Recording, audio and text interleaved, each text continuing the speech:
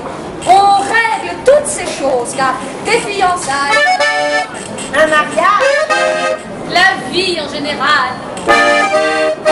sont une longue suite de choses à régler. on ne saura l'oublier. Il serait imbécile de se laisser déborder par les futilités accessoires que sont les sentiments. Le fiancé envoie son premier bouquet le jour des fiançailles.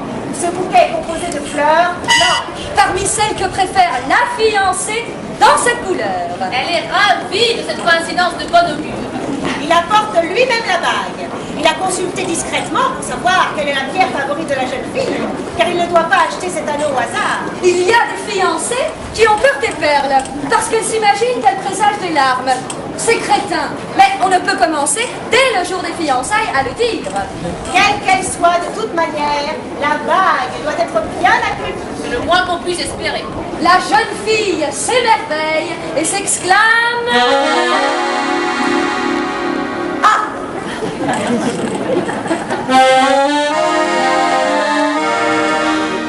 Au dîner qui est indispensable, les fiancés sont placés à côté l'un de l'autre au milieu de la table. au milieu du plan de la table. Ils sont traités comme les héros du jour. Car ils le sont.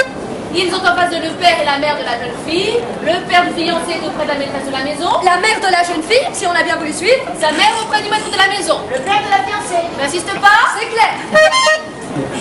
Le menu de ce dîner doit être relativement simple. Les fiançailles sont déclarées solennellement au dessert. C'est une surprise pour l'ensemble des invités. Personne ne s'y attendait. Et tout le monde pousse là encore une légère exclamation de surprise ravie. Si la réception est une soirée dansante, la cérémonie de déclaration a lieu vers minuit. Les invités Tous les invités. font leur souhait de bonheur aux fiancés. De la cérémonie des fiançailles à celle du mariage, le bouquet quotidien est de rigueur. Il est exclusivement composé de fleurs blanches. Ensuite, Ainsi, que cela Continue.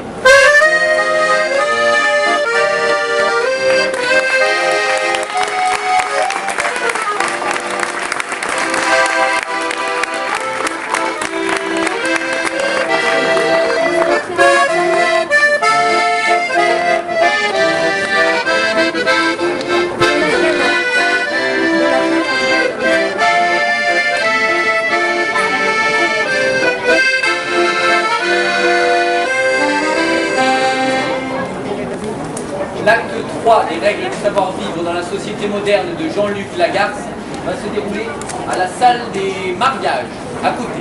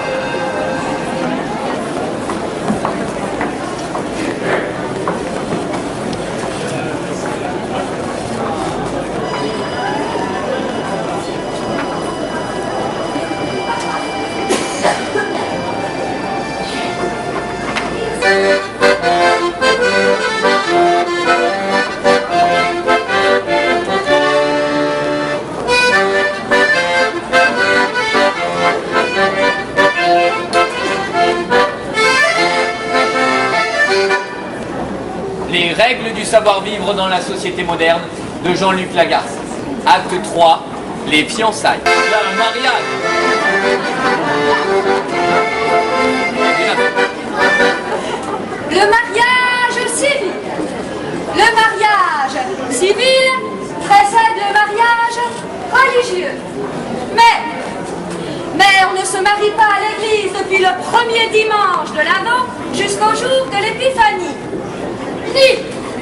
Ni depuis le mercredi des cendres jusqu'après l'octave de Pâques. Ce sont choses essentielles qu'on doit savoir. Et ne pas oublier. Évidemment, on peut obtenir, avec relation Chèque. Ou minauderie. des dispenses efficaces pour célébrer le mariage dans ces intervalles. Il suffira d'en faire la demande. On peut toujours renoncer à tout. Choix et rien d'autre. Il est inutile de donner ici la façon dont se célèbre le mariage civil. La loi seule est en cause, et je n'y suis pour rien, n'y serai jamais pour rien. Ce n'est pas difficile, et c'est très rapide. Les mariés n'ont qu'à répondre à un oui intelligible à la question sacramentelle. Prenez-vous pour époux. Vous prenez-vous pour épouse? Oui, et c'est tout. Réglé. La mariée signe la première l'acte de mariage, et ensuite elle passe la plume au marié qui la salue et lui dit D'un air heureux. Obligatoire. Et avec un sourire. Le moins qu'il puisse faire. merci madame. Il est le premier qui donné ce titre. Très amusant.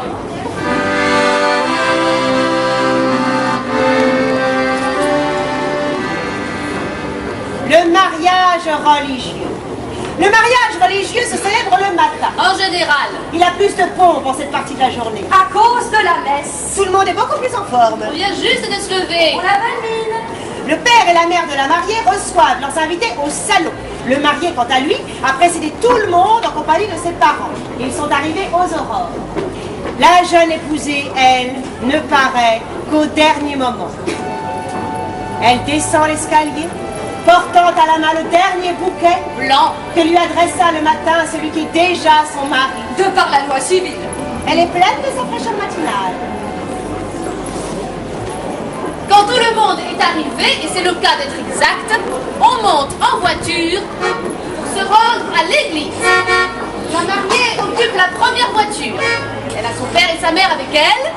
Dans la seconde voiture, le marié et ses parents. Jamais rien de compliqué. Les témoins prennent place dans les troisième et quatrième voitures avec des parentes des mariés. Ce ne sont pas des jeunes filles. Les jeunes filles, d'une manière générale, doivent être à part. Protégées et habilement encerclées. N'insiste pas. Les autres invités s'arrangent des autres voitures, je ne saurais tout prévoir. Arrivé sous le porche, le cortège se forme.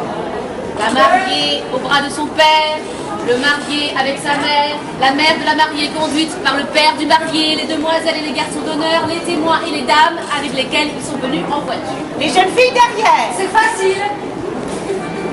À l'entrée de la mariée, tous les invités à la messe se lèvent. Ceux qui sont venus pour l'époux sont à droite de la nef, ceux qui sont venus pour la mariée se sont placés à gauche.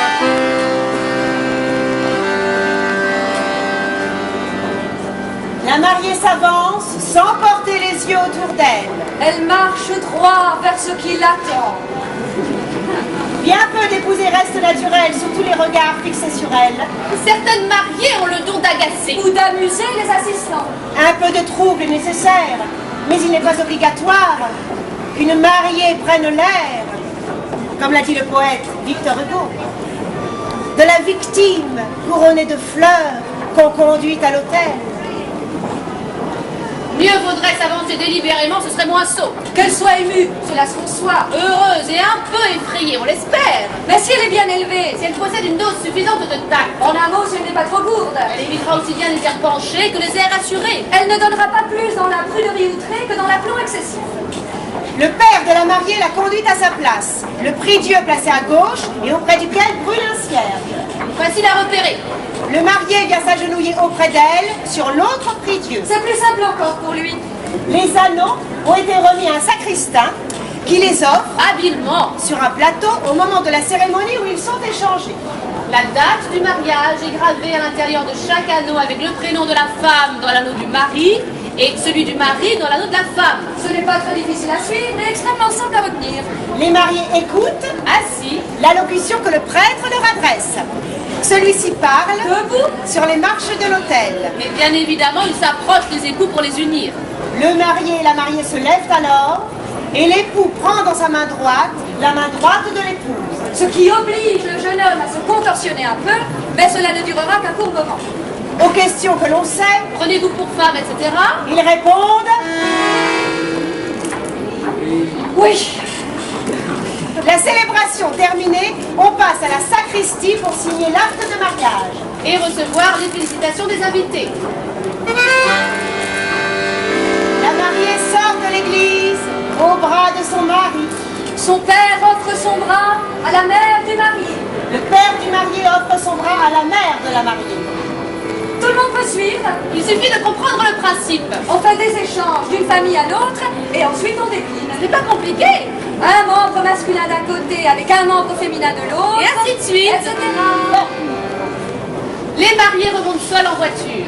C'est le plus souvent à couper. Et on rentre à la maison pour manger. Toujours. Ainsi Que cela Continue.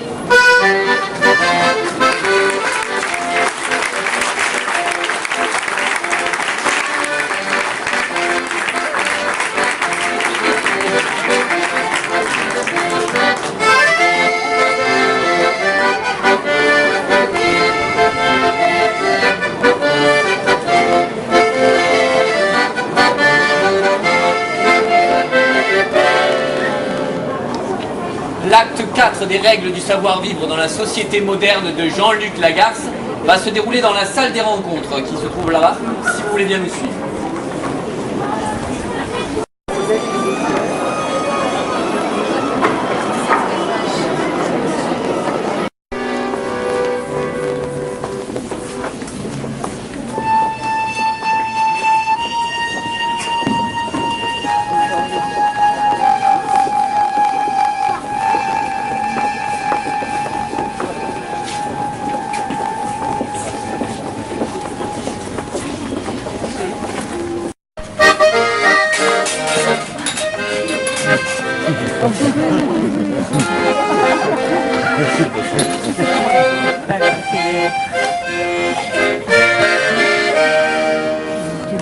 Les règles du savoir-vivre dans la société moderne de Jean-Luc Lagarce, acte 4, les noces.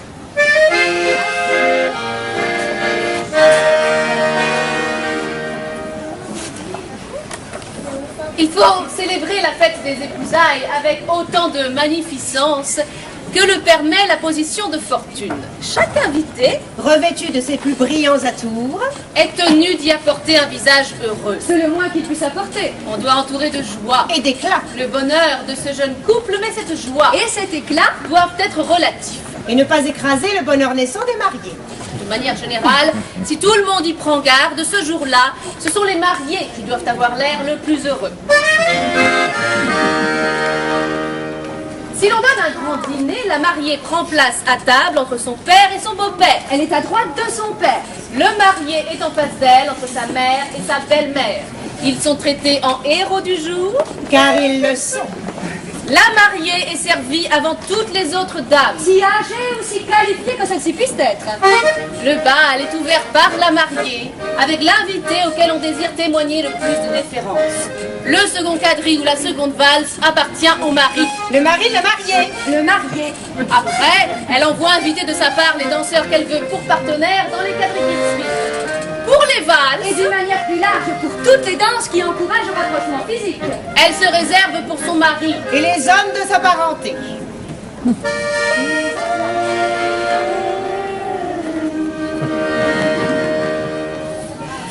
Malgré quelques tentatives pour faire renaître l'usage, on ne chante plus au dessert. Il peut arriver que le premier conjoint disparaisse, Possible, s'enfuit ou meurt. envisageable. déciderait-on de se remarier, il est de bon goût de le faire sans éclat. Et sans bruit. La cérémonie civile ne réunira que les mariés, leurs pères et mères respectifs S'ils sont encore là pour voir un tel spectacle, et les témoins. Pour le mariage à l'église, on s'entoure Comme aux premières noces, de ses proches et de ses amis intimes. on envoie également des invitations à la messe. Mais la cérémonie est plus simple. Il n'y a pas de décoration florale, Pas de chant. pas de faste. sobre et austère. La veuve qui se remarie garde la première bague d'alliance. Son premier mariage est un fait que rien ne peut effacer. Son second mari ne saurait trouver mauvais qu'elle conserve le signe de ses premiers liens. Et si elle a des enfants, elle leur doit cette marque de respect à la mémoire de leur père. Elle porte donc 2 anneaux. Si elle s'est mariée 2 fois. Et ainsi de suite. Autant d'anneaux que